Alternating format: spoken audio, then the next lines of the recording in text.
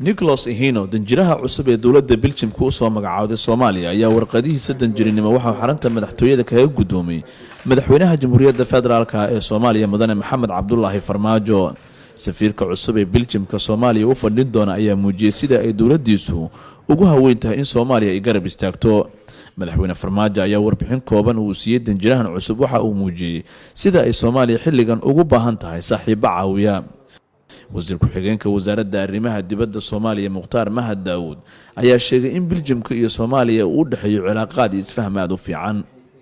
safiirka Belgium oo ka gudoomay madaxweynaha ku gudoomay warqadihiisii aqoonsiga ee darajadnimo taa waxay muujinaysaa dowladda Soomaaliya in ay dib ugu soo noqonayaan safaaradihii dhammaan adduunka ka jiray.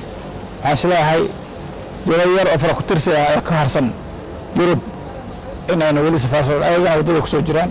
waxaan isleeyahay horumar weyn oo Soomaaliya hore u taabsatay inay tahay. dabayaaqada bishan ayaa lagu wadaa in dalka Belgiumka oo ay ku taal xarunta midowga Yurub uu martigeliyo shir caalami ah oo laga hadlayo arrimaha Soomaaliya. Ali Baashi Cabdullaahi, madaxtooyada Soomaaliya.